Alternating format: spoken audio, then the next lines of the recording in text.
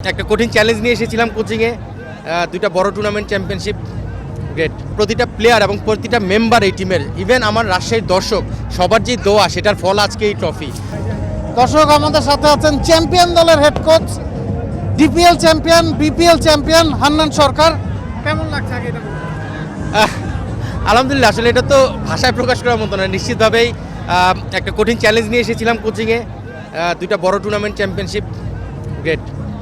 ডিপিএলে যখন চ্যাম্পিয়ন হয়েছেন তখনই আপনি বলেছিলেন, অফেয়ারে বা কথা বলছিলাম যে বিপিএলে দায়িত্ব নিতে যাচ্ছেন, এবং প্রথমবার কাছে নিশ্চিতভাবে কঠিন ছিল না। আবাহনীকে যখন চ্যাম্পিয়ন বানিয়েছিলেন তখনও স্রোতের বিপরীত দিকে চ্যাম্পিয়ন বানিয়েছেন। এবারের জার্নিটা সম্পর্কে যদি বলেন। এবারে জার্নিটা আপনি যদি দেখেন, আমাদের শুরু থেকে যদি আপনি দেখেন, বড় নাম, বড় স্টার, সেটাতে আমরা ফোকাস করিনি। আমরা চ্যাম্পিয়নশিপের জন্য যেই প্লেয়ার দরকার সেটা নিয়ে এগিয়েছি।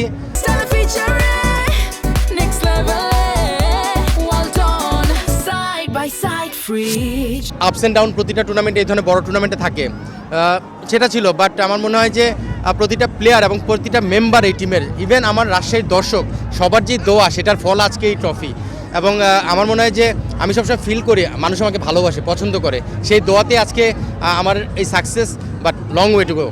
ভালোবাসার পেছনে হোমওয়ার্কটাও কাজ করেছে। এর আগে যখন আপনার সাথে কথা বলছিলাম, ধরুন সাহেবজাদা ফারহান যখন চলে গেছেন, ওয়াসিম এসছেন, আউটস্ট্যান্ডিং পারফর্ম করেছেন, আবার আপনি জানতেন যে তাকে চলে যেতে হবে, ফারহান আসছেন। এই ক্যালকুলেশনগুলো তো আসলে টুর্নামেন্ট শুরুর আগেই করেছেন। নিশ্চিতভাবে আপনি অকশন থেকে শুরু করে যদি দেখেন, পুরো টুর্নামেন্ট জুড়ে আমাদের যে ওয়ার্কআউটগুলো, সেই জায়গাটাই কিন্তু দেখেছেন আপনার, রিপ্লেসমেন্ট অপশনগুলো আমরা সেভাবেই কাজ করেছি। ওয়াসিম চলে গিয়েছে, আমি জানি সারা বাংলাদেশের প্রতিটা মানুষ যারা রাজশাহী সাপোর্টার ওয়াসিমের জন্য অনেক কমেন্টস করেছে, অনেকভাবে চেয়েছে। বাট এখানে এনওসির একটা ব্যাপার ছিল, যেটা আসলে আমাদের কন্ট্রোলে ছিল না। বাট ফারহান আমার মনে হয় যে আরেকজন চ্যাম্পিয়ন প্লেয়ার, সে আসাতেও কিন্তু আমাদের টিম ব্যালেন্সিংটা সেমভাবেই কন্টিনিউ করছে। সো হ্যাঁ, আপনি যেটা বললেন, টেবিল হয়তো অকশন থেকে দেখেছেন, তারও 1 মাস আগে থেকে কিন্তু আমরা এই ওয়ার্কআউট শুরু করেছি। এবং ফরেন প্লেয়ার সাইনিং, রিপ্লেসমেন্ট, প্রতিটা জায়গায় কিছুটা তো কাজ করতে হয়েছে, মাথা কাটাতে হয়েছে। সো আমার মনে হয় যে সেটারই ফল আজকের এই ট্রফি। আচ্ছা, অকশনের পূর্বে কি হয়েছে তখনকার হিসাব নিকাশের কথা বললাম। রিপন মণ্ডল, যিনি সেকেন্ড হাইয়েস্ট উইকেট টেকার, প্রথম দুটো ম্যাচে ছিলেন না, শেষের দুটো ম্যাচে খেলেনি, এবং তখন সবাই আসলে এই কথা বলছিল যে কেন রিপন বাইরে। আপনাদের ব্যাখ্যা নিশ্চিতভাবেই আছে। নিশ্চিতভাবে আপনি যদি দেখেন, রিপন আমাদের টপ উইকেট টেকার। সে যতদিন খেলেছে প্রতিটা জায়গায় আমাদের কন্ট্রিবিউট করে, ম্যান অফ দ্য ম্যাচ হয়েছে 3টা। তারপরও টিম কম্বিনেশন, আমি একটা জিনিস বিলিভ করি, আমি যাদেরকে পিক করেছি তারা জানে আমি কখনো পার্সোনাল ইমোশনে যাই না, আমি সবসময় টিম প্রায়োরিটি দিয়ে করি। আমি যখন টিমের কাজ করি as a head coach, team priority first. সেই জায়গা থেকে রিপনকে আমাকে স্যাক্রিফাইস করতে হয়েছে, এবং রিপনকে সেটা মেসেজ দেওয়া হয়েছে, সে অ্যাকসেপ্ট করেছে পজিটিভলি। সো শুধু রিপন না, আপনি দেখবেন হাসান মুরাদ আজকের ম্যাচের পারফর্মার, 1 ম্যাচ আগেই ড্রপ ছিল, তার আগের ম্যাচেও পারফর্ম করেছিল। আকবর একটা ম্যাচে man of the match, 1 match খেলার পরে পরপর 2টো ম্যাচে ড্রপ। সো প্রতিটা প্লেয়ার আমার মনে হয় যার যার জায়গা থেকে জানে কেন, বিকজ তারা চায় চ্যাম্পিয়নশিপ, তারাও চ্যাম্পিয়ন হতে চায়। আর আমার সবচেয়ে বড় স্ট্রেংথ, নিশ্চিতভাবে এটা বলতে হবে, আমার ক্যাপ্টেন শান্ত, এবং আমার যে কম্বিনেশন আবাহনীতেও ছিল, এখানেও আছে। ন্যাশনাল সিলেক্টর ছিলাম, তখনও শান্তর সঙ্গে আমি ওয়ার্কআউট করেছি। সো আমার মনে হয় যে শান্তর সঙ্গে আমার জেলিংটা আজকে আমার এই সাকসেসের পেছনে সবচেয়ে বড়।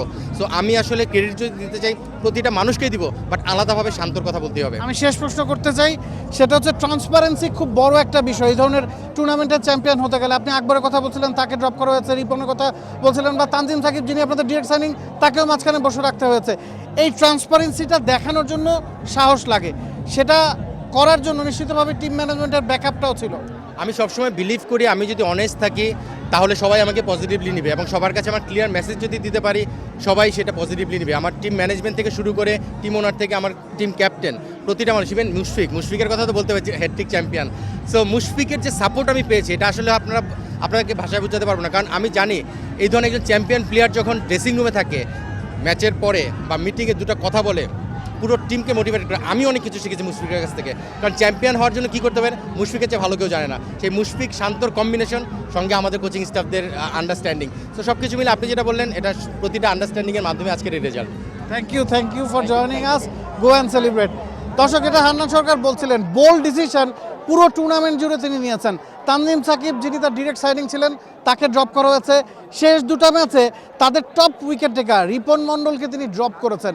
হাসান মুরাদ, যিনি গেল ম্যাচটায় খেলেননি, তাকে এই ম্যাচে খেলানো হয়েছে। তিনি জানতেন দল হিসেবে খেলেই রাজশাহী চ্যাম্পিয়ন হবে, এবং সে কারণেই এই বোল্ড ডিসিশনগুলো তিনি নিয়েছেন, এবং সে কারণেই রাজশাহী হয়েছে champion. Nabil Kaiser, T Sports. For more updates, subscribe to our YouTube channel and click on the bell icon. Follow us on Facebook and Instagram. Download T Sports app to enjoy exciting games and highlights.